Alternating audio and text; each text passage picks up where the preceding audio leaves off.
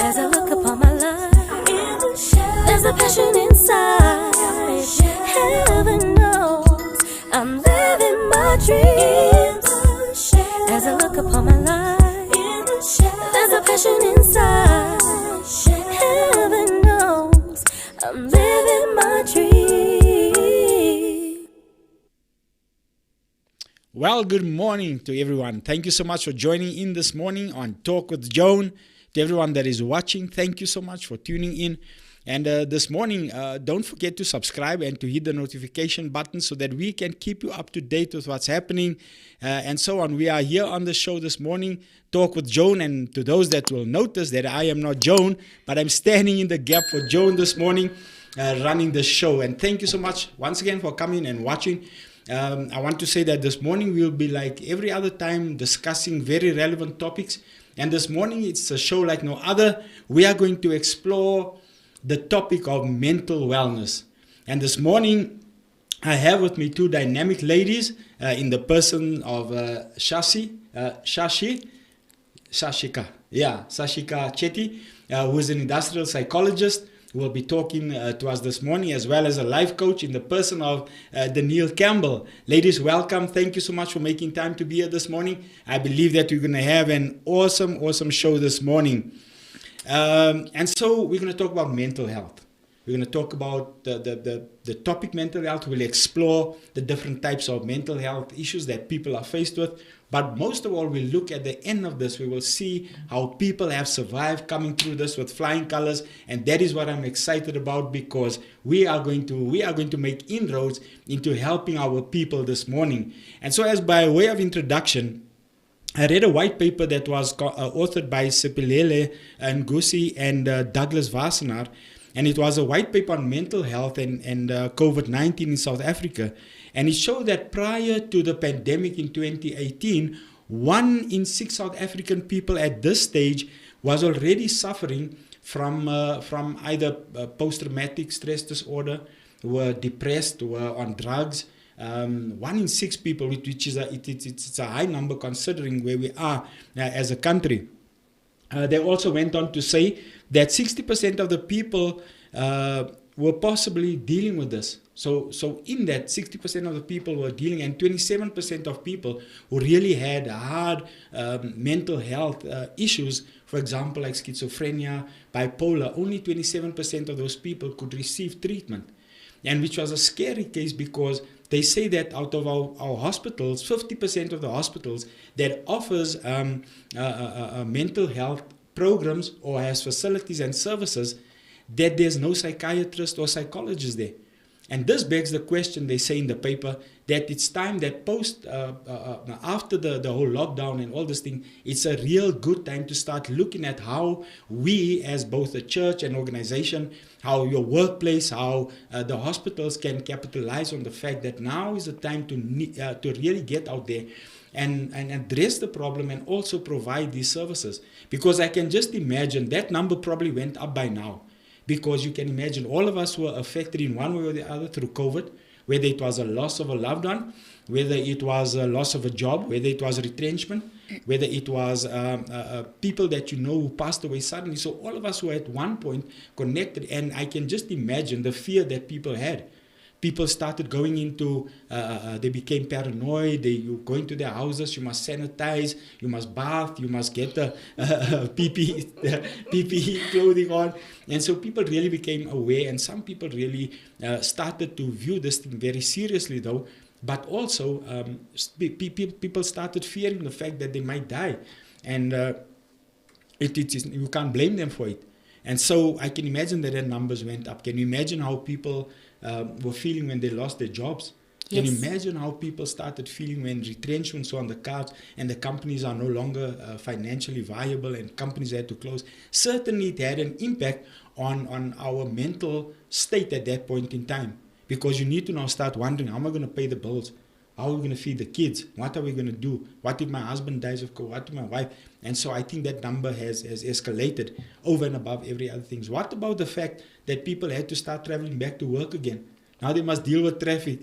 shout the taxi drivers from the left to the right, fight to this one on the road, and he puts pressure and stress upon that. Not only to mention the fact that now they need to get on to work on time and all of these things, and it really puts pressure on us. And so this morning, ladies, we're going to explore this topic, and we're going to ask simple questions this morning. For example, what is mental health?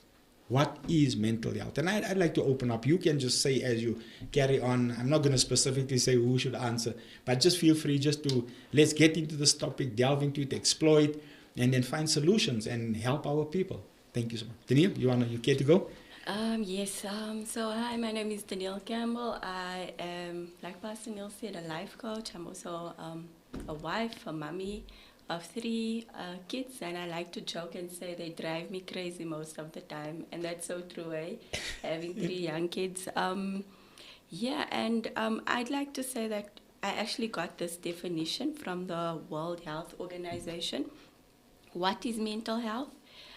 It is a state of well-being which an individual realizes his or her own abilities, can cope with the normal stresses of life, can work productively and fruitfully, and is able to make a contribution to his or her community. Okay. And then we have what is mental illness. So we will address that later. Yeah. So I just want to Sashi to introduce herself and just tell us what do you think what mental health is? Good morning. My name is Sashi Chetty. I've got my bachelor's degree in psychology and industrial psychology, and I'm currently studying for my honors degree in industrial psychology. Currently I am studying, so I'm at home. So for me, mental health, there's a wide range of conditions that affect mood, thinking, and behavior. A mental health disorder is characterized by persistently depressed mood or loss of interest in activities causing significant impairment in daily life. But how I look at it is there's a disarray of thoughts in your mind that are just running wild. And the Bible tells you, renew your mind. God has not given us the spirit of fear, but of love and of power and a sound mind. So if we continuously try to seek help and go out there and make it known that we require help, or that do things for yourselves, invest in yourselves, I think, it will help the mental health condition, but we're going to discuss that a bit later. But I just want to give you a brief description of what mental health is. Okay, so mental health is really the well-being of a person, as I understand you correctly, socially, psychologically, and also emotionally, and the well-being of the whole person as such. And I came across something interesting yesterday, and it asked the question differently. It said, what mental health is not? And I'd like to read this. Mental health is not a weakness. It is not a weakness where if you are stressed out, it's not a weakness. It doesn't put you into on the back foot in terms of having to knock yourself down or being depressed. Because as I said, that things happen to us and life happens. It's not always negative. And so we spoke about, I think you alluded to the fact that people early on in our conversation, that people would go to the gym, they'll pick up stuff, and mental health is really training your mind and empowering your mind, as you say, Sashi, that, to invest in yourself, read up on stuff and things like that. It also said that mental health is not the same as mental illness. Yes. And we'll address that later. Mental health is not all in the mind. Mental health is not only relevant to those who struggle. It is not something we start looking after when it is broken. And finally, I thought this was cool, it is not fake news. People suffer from it. People go through some mental illness. And from that point of departure, and so I want to get to the next point that we get to, and what are some of the mental health disorders that could exist and mental illness that could exist? Mental health disorders can exist in various means. So we come across as anxiety disorders, where there's no stressor involved, but you unnaturally scared of something. And then there's mental illnesses, which you would need treatment for, like in medication and so forth. Then there's obsessive compulsive disorders, schizophrenia, bipolar disorders, post-traumatic stress disorders, depression, eating disorders, personality disorders, panic disorders, psychosis, mood disorders, specific phobias where you fear something or you fear someone or you fear a situation or a circumstance. And it really puts you in a box, and it boxes you, it boxes your ability, it limits you. So that is what disorders is. It limits you in terms of your, being a benefit to society, being a benefit at your work, being a benefit to your family, because it really impacts your family. Daneill? Yeah. It really does. I was listening to something the other day, and the gentleman said a real disability is not having no arms or legs, but it is it starts in the mind, and if your mental health is not in good state, it's really a disability because you're not able to perform or do things that you would do, in opposed to when you don't have a mental health disorder. So that was so profound to me, that real disability starts in the mind. Yeah, it starts with the mind. In fact, there's a good saying that the mind is the battlefield for everything that we go through, because everything first gets processed through the brain. Most definitely. Yeah. So how you look at life and what you perceive to be the circumstances getting you down is how you see it in your mind. And it's true that people cannot deal with that, and hence the topic this morning about mental health. And so I think the main part of this is to differentiate between the illness and the state of one's mind. And so you find that real extreme cases of schizophrenia, people with multiple personality disorders, bipolar, that turns out to be violent. And those things really need to be treated on a more serious level. Not that this is not a serious level, but certainly, as you say, that it impacts on every facet of one's life. Yes. It impacts, whether it be at work, whether it be in your family, but it impacts, and it really has a very dilapidating pressure on the rest of the family. How does this, if you don't deal with it, what do you guys think are the results in a person's life in general? What do you think could be the detriment to not dealing with what you are faced with would be?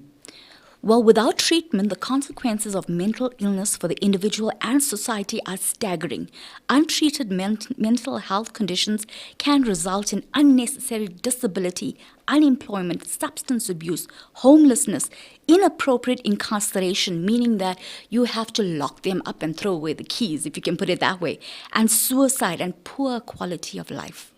We start affecting our families and ourselves, and 80% of mental health disorder patients have stated that it does affect their family. It has a drastic detrimental effect on their families and also on themselves. In terms of every aspect, their life goes down and they don't enjoy life. They don't see the bubble and the happiness and what you were created to be, what you were created to do, your purpose is all not realized. And that is the effects that it does have on you. Yeah. I think what happens is you look for a coping mechanism, being drug abuse, alcohol abuse, you're addicted to something, and that's something that, is used as a coping mechanism, just to get yourself through it. So I think it's so important for us to seek help and speak up. I was saying earlier on that we need to change the narrative, especially with our partners, because I know men don't speak as much as as women do. But let's say how you feeling, instead of how was your day, and actively listen to his response. Yeah. Or especially with the kids as well. Yeah, my whole purpose was also to get a guy on this morning, but the guy that I asked couldn't make it because of work commitment this week. He had to go. He had to do something, and it's true what you're saying, that men really don't talk, and I like the perception, but in general, how many of us really ask? We ask how you're doing, and not really asking what is going on inside of your life. How are you feeling? I remember attending a life group conference at Little Falls once, and the person who presented this thing, the founder of it, walked around to every person and he said, how are you? And people would answer, he'll stop them. He said, listen here, I'm not asking how's your ministry. I'm asking, how are you? How are you doing? How are you feeling? And I think that is the first point of almost acceptance and allowing somebody just to become themselves. Once we know what the person is going through and how they're really feeling, can we actively do something in terms of helping them? So talk to me about in how would they respond socially? How would somebody that's maybe depressed, how do you guys perceive them to be socially? Are they bubbly people? What is their demeanor? How are they carrying on with life? How because I observed a few things about people, but I'll talk about that later. How do you sense how they respond in a social standing? In terms of a person that is dealing with a mental health disorder, they isolate themselves and they isolate their families. It has a big impact on their families because they're scared. They're scared to reveal what is happening inside their mind. So in terms of a mental health disorder, it's a sickness that cannot be seen. Kind. So therefore, we actually, they need to go through tests, or it's due to observation. But a person that has a disorder will retreat themselves. They will give you minimal answer. If you ask them how they are, they will try and avoid every question. They are comfortable with their darkness. They prefer to stay in their darkness. They don't want to come out because of the fear of what is out there. So for me, that is, if you're dealing with the person, and the person will be not interested in life, a lack of interest, not interested in anything, and does not want to do anything to empower anybody else, or has any interest in anybody else less themselves. So for me, it's when you see this person, you'll see them dragging, you'll see it in their dressing. They don't, take care of themselves. They basically have no interest. And they're just moving through life, slowly moving through life. Yeah. I also want to bring a different scenario. So I know someone that's also, dealing with mental challenges, but that person is the life of the party. That person is the person that if you have a problem, you go to her. Yeah. So a lot of times there's no face. You can't really say, a lot of people suffer in silence. Yes. And, they put up this brave face. So you do get people that, you can see that they're going through things. And then you just get the complete opposite where you would never say, unless the person reached out to you, you would never say that they're going through something. Correct.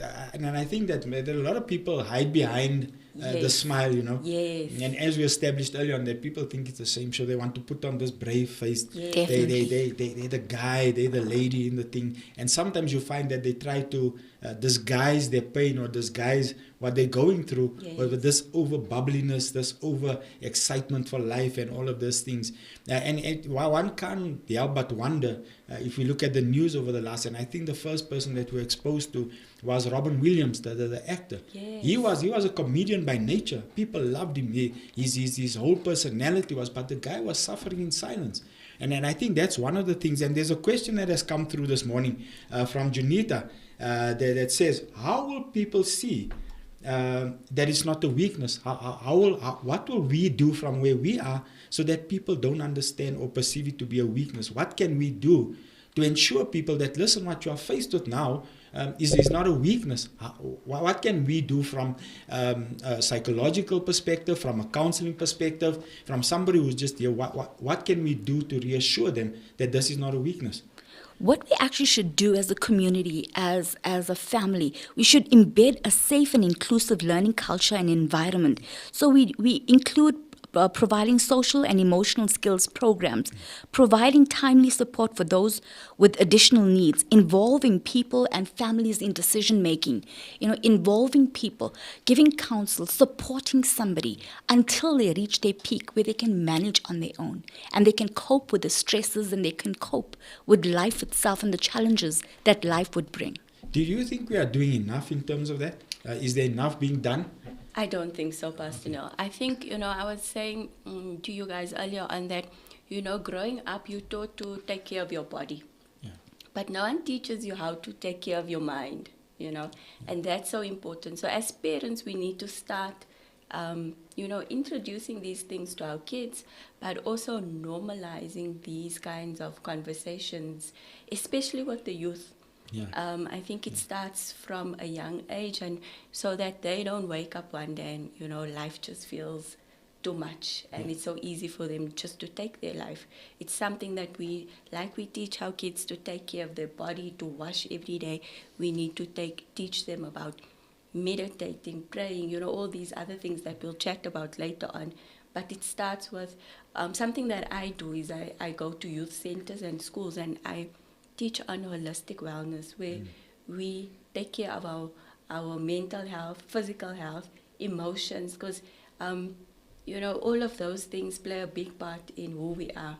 A lot of times we focus so much on just one thing, on your career or on your spiritual life, but then you find other things are lacking. So it's important to take care of yourself holistically. Yeah. On that note, I think that in schools and starting at a very young age, trying to get, if you look at the what bullying has done to some of the children out there, they don't want to go to school because they're being bullied. Some kids as young as 9 years old would be in a depressive state, would be depressed because it's not really fun to be at school because there's a bully teasing them, whatever the case may be. And so I think from that point, it would be from the earliest development, we need to start looking at ensuring that our kids' mental state is at a good place.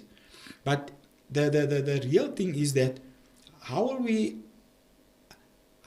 we let that little kid, so somebody, I just want to give you a scenario, somebody locks themselves in a room, they just choose to be locked up in darkness, stay in their room for months and months on end.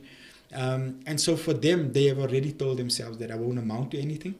There's nothing that I can add value. There's nothing inside of me that can add value to society, to life, to even my family. Because as family members, sometimes we don't see what the person is going through because we are so, how can I say? We are so involved. We're so busy. We're around, things happen at home. And sometimes we miss our kids in terms of that. And so somebody said, how will you the question is, how do you identify somebody that is suffering from a mental illness or that's going through some mental challenges? How do I identify them? How do we pick them up? For me, that would be through observation, through closeness of a family, and a family would have to intervene in terms of that, because we would have to know the characteristics of that person. Yes. You would have to know how that person would behave, and if he's not behaving the way he's supposed to. So you would approach the person, find the boldness, approach the person, even if he shuts the door. You do things, you ensure that you initiate ways to get past that barrier, cross that barrier, and go into that person's environment. And you start enjoying and speaking about things that interest that person, that can perk their interest. And maybe you don't speak about the issue, you avoid the issue, but not for a long time. Yeah. Just avoid the issue.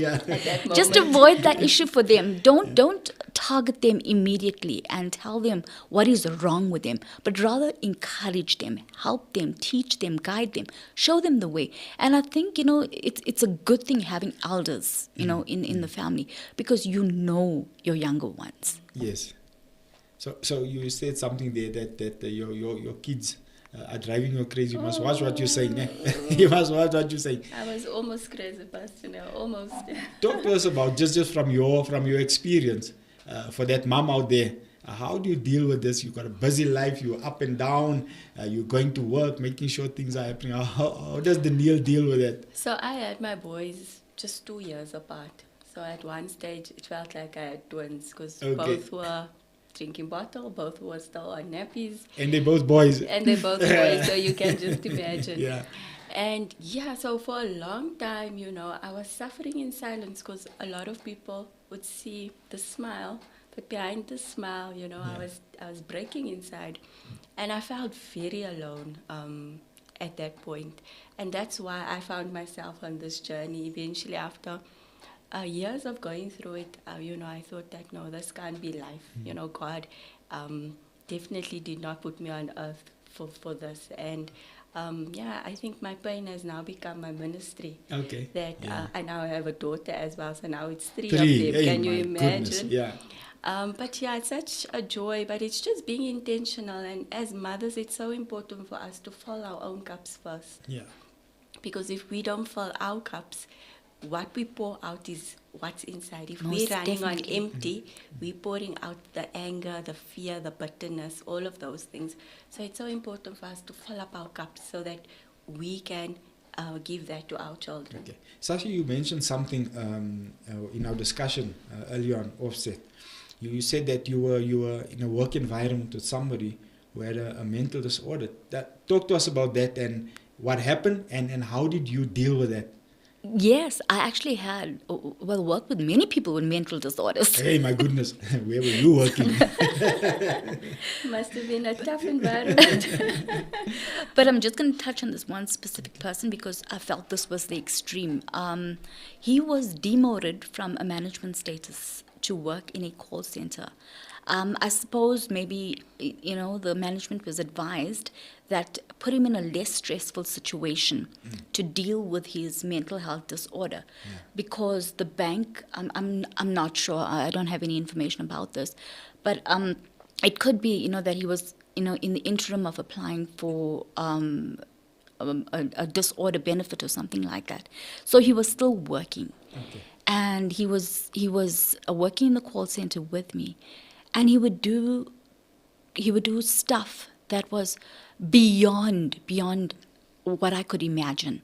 And he would, if anybody would give him any sweet or toffee or anything, he had a drawer in which he would store them in. And he would not eat it because he had trust issues. And then he would I would hear stories of him suddenly, whilst driving, he would think he was in a war.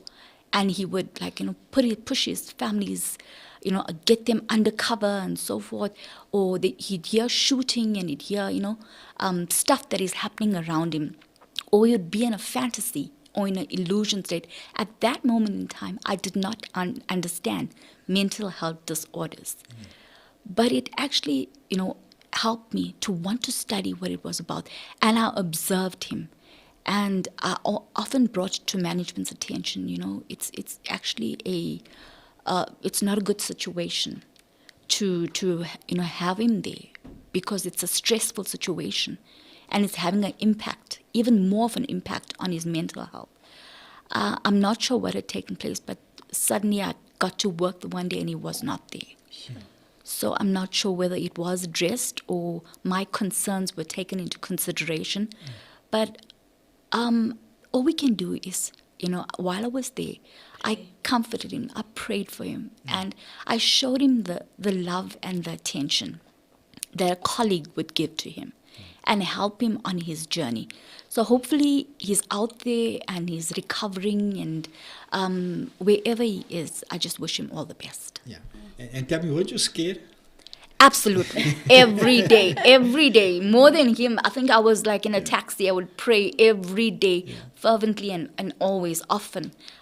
Because he could, in his disorder, or one of his personalities, take out a gun and just, blow me to smithereens. But that didn't happen, praise God. Yes. Janita just made a nice comment. She said, what is more important is how we as parents react or make our kids feel when they share their feelings with us. It's important that we consider that, when they do come to us, that we don't just brush it off as, as something that, listen, we don't talk about this here, or I don't have time for you.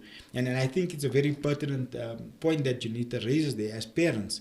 Just coming back to the family side of it, is that once your kids start talking, let's give them an ear. I think sit down, because if you catch it at that point, for example, bullying, I heard of stories where parents would just say, no, it will go over, or hit them back.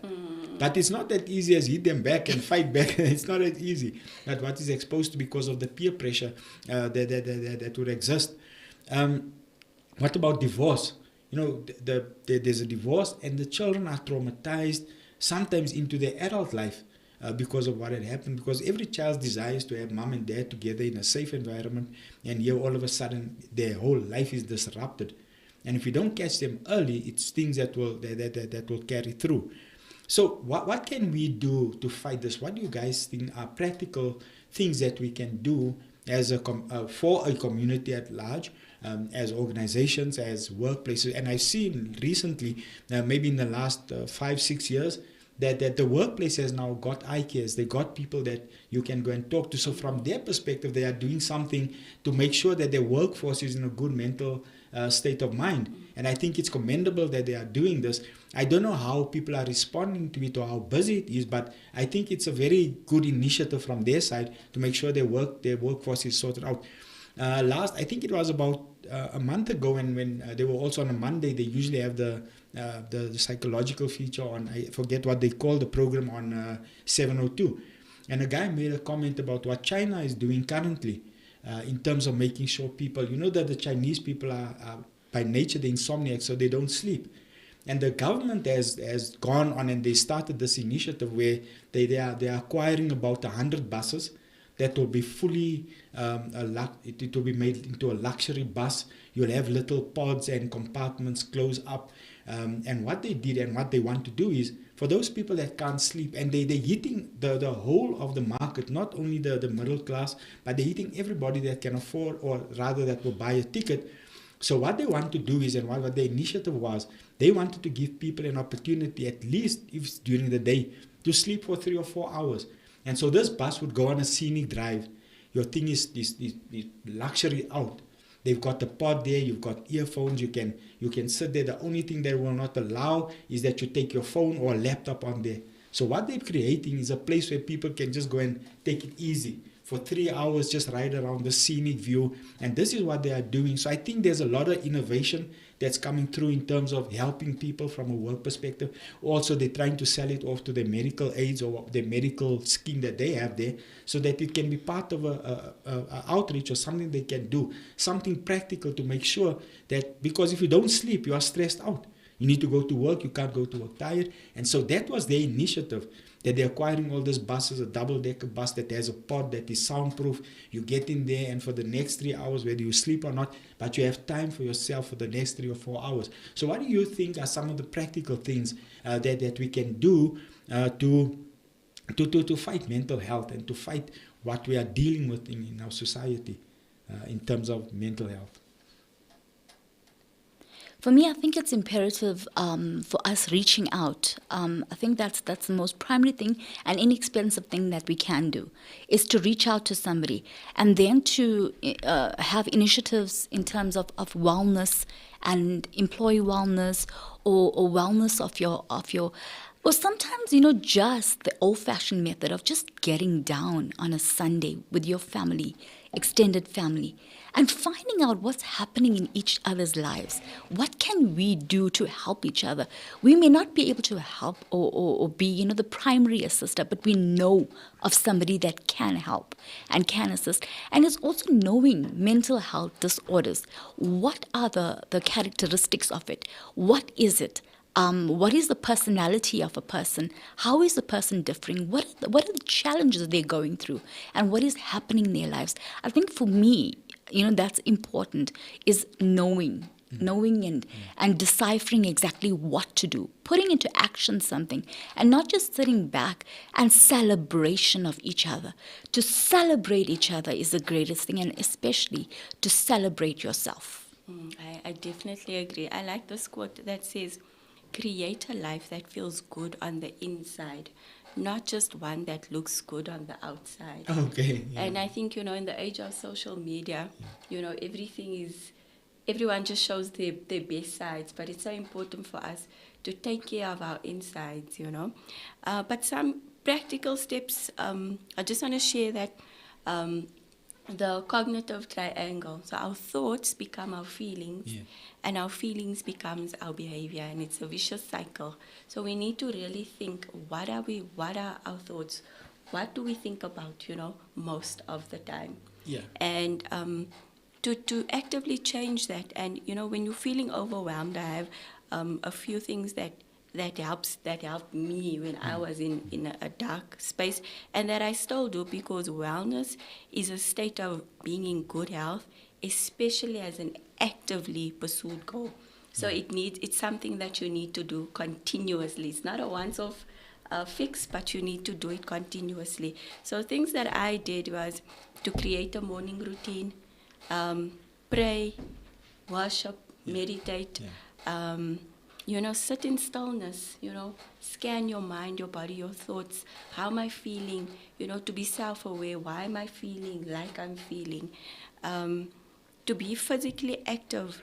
I know that's a challenge, but a simple thing like just taking a walk around the block, that already clears your mind, Connect with like-minded people, have wholesome friendships, you know. When you can't pray, you have your group that you can say, please stand in the gap with me today. My spirit is so low. Learn new skills. Express your thoughts, but in appropriate ways. Exactly. A lot of times you just explode. You just take off there. Yeah. There's a saying from Maya Angelou that says there is no greater agony than bearing an untold story inside of you. Yeah. So if you have a story that has ended off good, share it on Twitter. There's so much. We're technologically advanced. Share it on Twitter. Share it on every platform that you can. Somebody out there is waiting on a bench to fall. Somebody out there is waiting on a ledge, wanting to commit suicide, or they have a noose tied around their neck. But if they hear your story, they will come out of it. Yeah. There's a question that came through from Cheryl Hartzenberg. I wonder who that is. I wonder too. Well, as my wife Cheryl, she's asked a question. How can employers incorporate mental health in their workplace practically? What can employers, and from an industrial psychologist perspective, what do you think that are employers doing enough to incorporate mental health into their workplaces and their workforce, or as a program? What do you think? As an industrial psychologist, I don't think so. Okay. I feel we have, programs in place, but it's left on the onus of the employees to take initiative, to take that step forward. And there's nobody around them that's encouraging them. There's nobody that addresses mental health disorders. And some people don't even know whether they have it or not. So I don't think companies are, because anxiety causes people to lose concentration, making it very difficult to multitask and carry out their tasks and to meet deadlines and so forth. And also, if you have a mental health disorder, you also impact other employees as well. Yes. And people are afraid to come to work, which impacts on the staff turnover. Yeah. So we have staff not coming to work because they're afraid of people with mental health disorders, or people with mental health disorders using their place or their platform to bully others and to make others seem that you guys have the problem. I'm not the problem. You are the problem. So in terms of mental health well-being programs, it is there. But you have to invest in yourself. And for you to do that, you need that support from your peers, from your colleagues. You need people around you. You need people to come on board and give you inside knowledge, understanding, training as to how to deal with these people. Like I've said, I've worked with a lot of people that had mental disorders at work. But there was nobody that was addressing it. You would lose your job if that person had a mental disorder, because they're trying to point it off onto you, that there's something wrong with you. Or they might lose their job because of not being able to perform their tasks. So we're not helping the situation, to its maximum. Tell me, so I think a few years back, companies started doing team building exercises. They started incorporating those type of things. Take the employee a half day on a Friday, go to some resort or some picnic place and do you think those things had an impact? And now because of COVID we can't do that anymore. Do you think that would be a practical way for employers to get their staff out of the from the benches or from the chairs, if I can use that word? Do you think that could be a point of reference and work? From personal experience, me being with major companies and so forth, I've been on team buildings, but it's actually not for the image of the staff. it was for the company itself. It's like a tick in the box exercise. I'm doing this, but to ensure that the company is getting recognized. And I didn't see an initiative where staff, Yes. were placed on the forefront and can we help you? What can we do? In terms of this team building, we want to show you that we are for you, not against you. And there's legislations and so forth that actually govern, people with mental disorders and so forth. But is that a way of helping them out of their situation? It protects them, yes, the acts and so forth. But is it helping them? Is it bringing them out of their situation or circumstance? So my answer to that is no. Okay. Daneill, you got any input regarding that? I think team buildings is vital. It just depends on, the organization and if they really take the employees' input.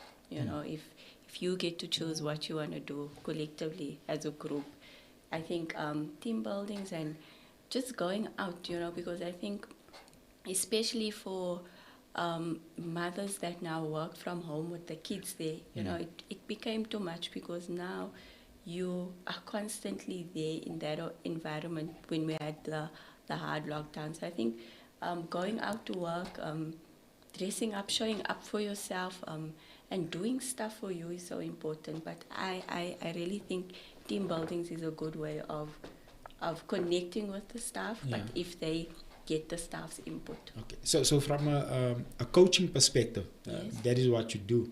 How can companies benefit from having a coach come in?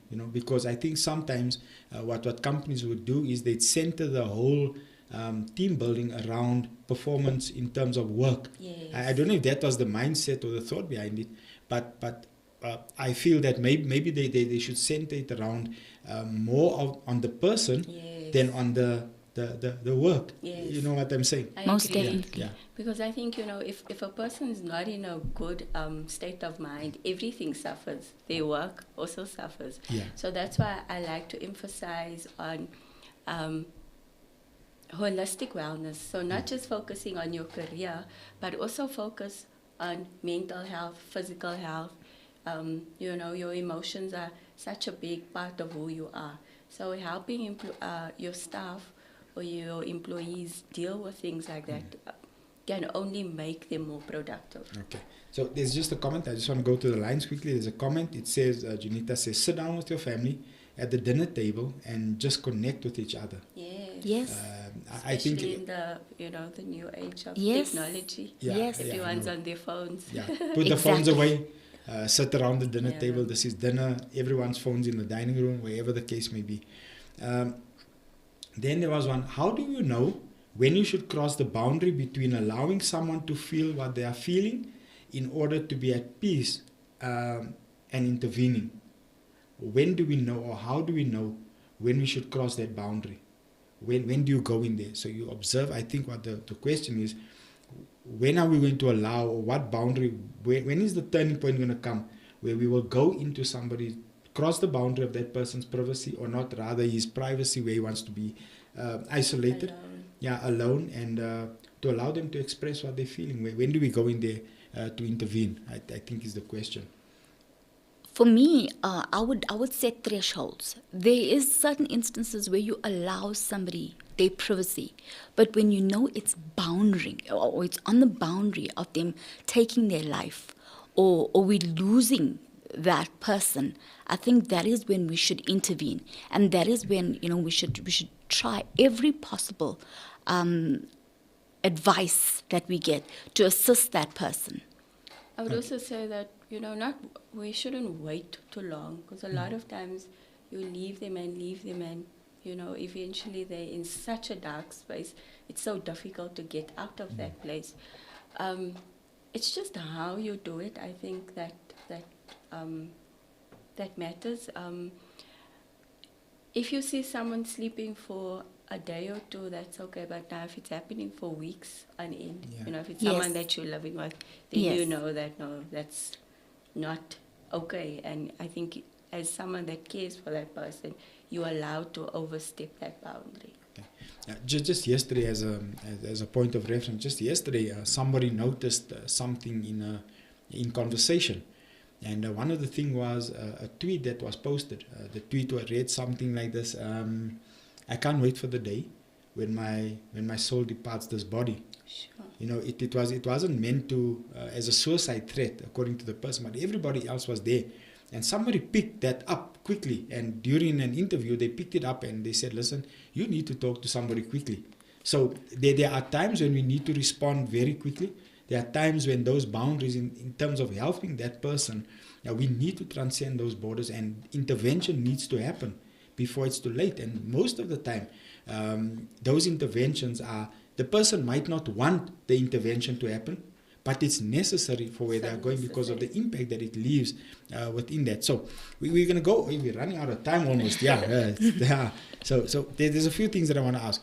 What are some of the things that we can do to ensure a healthy mental state? What are some of the things? I know there's people, you can go on the internet, they'll give you 100 things to do. But what do you think for where we are in our cultural setting in South Africa, where we are amongst our people? What are some of the practical things that we can actually do to make sure that we have a healthy state of mind?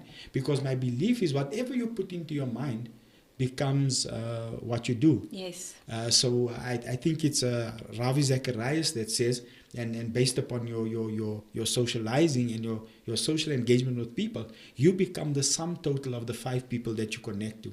Your influences become who you really are. You act like them, you speak like them, you want to do the things they do, you want to have what they do. And so it's really important. So what do you think some of the things are that we can do in you as a person that's sitting on the other side? What would you say to that person? What are some of the things that they can do that's faced with going through some trauma in their life or going through some pressures and problems in their lives? I would say, is create a self-care practice. You know, do things for you. Like I said earlier on, fill your cup. Do things that you enjoy doing. You know, schedule the time for fun. Affirm yourself positively, because the enemy attacks our minds. You know, so that's what I would say. Do things, and self-care is different to different people. It's not just getting your hair done. It can be, or your nails done, but it's so much deeper than that. So being mindful, like I said previously, and do things that you enjoy doing. Find purpose in life. You know, life is so much more than then we make it out to be. I think we are so busy, but what are we really busy with? You know, is it really, does it really matter at the end of the day? So create a self-care practice. I try to do it once a week, where in the evenings it's my time where I can just read a book, listen to music, you know, from back in the day, and it just liftens, or it does something to your mood. So I know some people like to dance. There was one suggestion that somebody made to do an activity. Get up and walk away. Exercise would be one. Would you think that meditate? And from a spiritual point of view, I think it's important that we get into a space. You know, I was reading through the scripture, or thinking about the scripture that says, guard your heart and your mind. That guard to me is like, hey, watch out what this mind is exposed to. It's like the word is guard. In other words, when I talk about guard, I think about military. I think about somebody that's protecting. I think of somebody that's standing there trying to protect. And it says guard your heart and your mind. And I think from that perspective, the Bible is clear that we need to watch what we put in our minds. And I think from that perspective would be the meditation is to be in church. And I think you said that you found some peace once you would walk into church. Definitely. And you found that peace there. Talk to us a bit about that. For me, I've been through many challenges in my life. The journey was very, very tough getting to where I am right now. So I believe that God has prepared me for this journey. And in my journey, I found the greatest peace when I would walk into church, and when I would sit there and I would listen to a word, I would take notes, and I would listen to praise and worship, and I felt very elated in my spirit. And that is where I found my way to mental health. A good state of mental health is being in the presence of God. And I just want to say, you know, it's been an awesome experience. It's been an awesome journey for me with God, learning, teaching, sharing, and also, building my relationship up with God and getting closer to Him. So for me, being in church was my way out, was my connection to ensuring that my mind was cleared of all the disarray and all the thoughts, the senseless thoughts that didn't really matter. And I just want to bring you a saying that by Henry David Thoreau that says, what lies before us and what lies behind us are small matters compared to what lies within us. And when you bring what is within you into the world, miracles happen. Yes. I just want to relate the story. So in 2013, Cheryl was diagnosed with breast cancer. And traumatic time for us because we didn't know what to expect, we didn't know what to do, we didn't know where do we go to. I mean, this thing pops itself on you, and where do we go to from now? And I remember clearly one day she went for a bone density scan, and she went into the consulting room, and she was sitting there, and so I went to go pay the x-rays, so I wasn't there at the time. But there was something that happened on that day that I think really cemented and spoke to her confidence in where she was. When I came back, we were sitting there and talking, and she said, there was an old lady that came in here now with her daughter. I think the daughter had also had cancer. And they were sitting and talking, and they started talking. And the lady said to her, and I think this was a remarkable thing, the lady said to her, so you got cancer? She said, yes. And then the lady said to her, you know what? You will lose your hair, but don't lose your mind. Sure. I think that was a thing that cemented, because that from somebody that you don't know. And then the lady said to her, 25 years ago, I was diagnosed with breast cancer, and I am in my 70s. Wow. And so coming to that mind, it's really what you expose your mind to. And I think that was a powerful thing, and it helped Cheryl. The other thing that helped was that she would be in church. On Friday would be chemo. Saturday would be the bad day and things would happen. But the Sunday, Cheryl would be in church, be in the bookshop, would be around people, she'll have a wig on.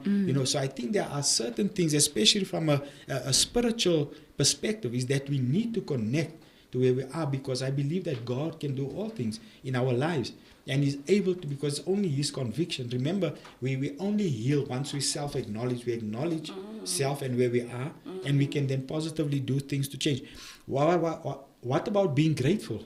Yes, no, Just definitely. little, there's an old song, Gratitude, gratitude. Yes. Count your blessing, name them one by one. Yes, no, And it will definitely. surprise you what the Lord has done. Positive affirmation. And then finally, I think one of the major life. things is to seek help. Yes. I So think important. to everybody out there, if you feel that you are overwhelmed by your circumstances, if you feel that life is pressing out, I think that seeking help would be the ultimate thing. Find somebody that you can trust. Find somebody who you can talk to. We have on the screen just below in the description and in the comment section of the YouTube channel.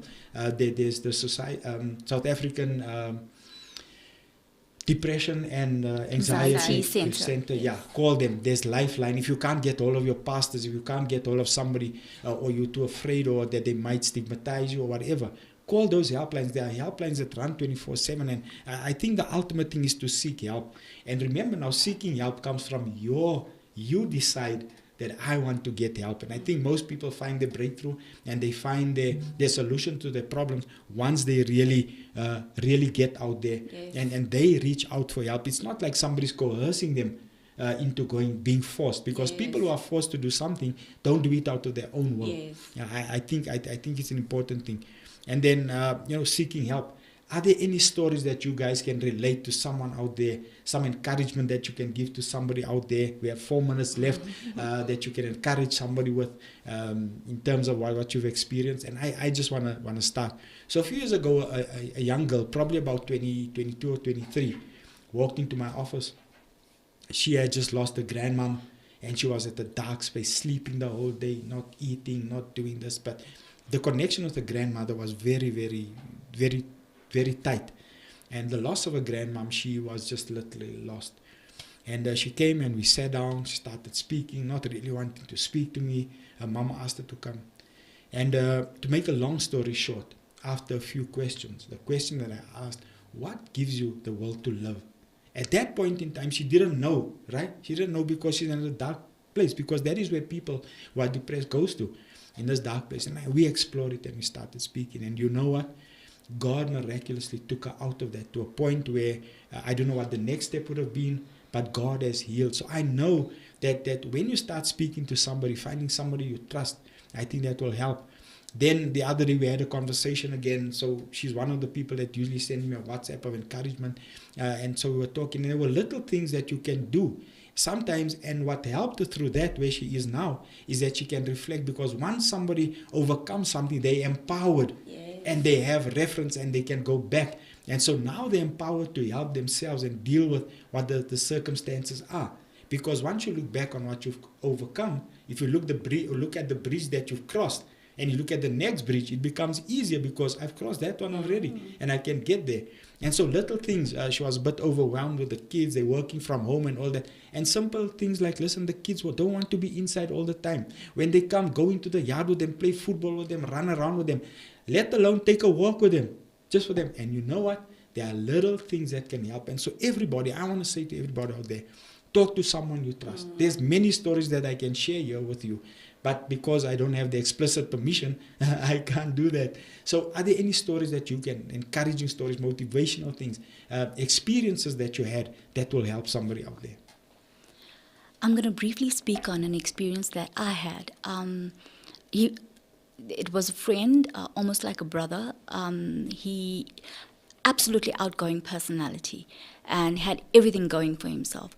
But the one day he took a gun and he shot himself. Sure. So because we were in close proximity to him, we rushed and, we tried, we prayed and we hoped, things would change around.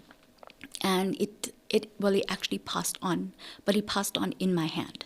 So he took his last breath in my hand. And I was really traumatized with that experience because we were very close. And I decided that, God, I'm going to be the best counselor in this dispensation for you, working for you. I take it as my accountability and responsibility that if any person I speak to that is contemplating suicide, they will never go on my watch. Sure. Okay. Wow. Yeah. Daneill? From my own experience is to just be real and seek help. I think gone are the days where we have to pretend that everything is perfect. No one's life is perfect. I think we need to also move away of striving for perfection. Yes. It's progress over perfection. It's the little things that we do every day, that amounts to the bigger things. And I just want to end it off with a quote that says, it all begins and ends in the mind. What you give power to has power over you. Amen. Wow, that is awesome. Well, the host of the show, Joan Hendricks, has just logged on and she says, how to overcome. Value yourself, treat yourself with kindness and respect, and avoid self-criticism. Surround yourself with good people. I think that is awesome. Definitely. So I just want to say in closing, and I shared this with Sashi early on. I read earlier on, I think it was at the same conference, about someone who had lost everything. They were at the state of real, they were down and out. And the person had a small holding somewhere in Johannesburg, and everything, his wife cheated on him, he found her cheating. They took his house, they took everything. And on the day of the auction, when the house was supposed to be sold, he had prepared weeks in advance that this is what he's going to do. So as you enter the small holding, there will be a tree on a little hill. And this is where he decided that he will take his life. And he said, I will do it on the morning when these people come in for the auction so that they can see what they've done to me. And so he prepared. And on the morning, he put the noose around the tree and he was about to do that. So the only thing he had left on that small holding was a horse. And he strung the wire, he strung the rope around the branch, and he made the noose and put it around his neck. And he was about ready to take his own life. And it's maybe a half an hour before the people were driving, and the horse would come around. The horse walked around him and looked at him, and he was wondering, what's this, trying to chase the horse away, get away from me. And the horse came around another time, and he says that this time he looked into the horse's eye, and the conviction that he felt was the horse was asking him, who is going to look after me when you are gone? He took the noose off and he left it. Do you know, that guy found his will to live. Amen. And he used that opportunity now to minister to other people through equine therapy. He's got a place where people come when you are going through whatever. It could be a terminal illness, and he treats people with horses. So he found a way out of that, because he found his will to live. And a question that I'd like to ask somebody that's going through some difficulty: what is your will to live? Because that is going to give you the opportunity to overcome and find your purpose in all of this.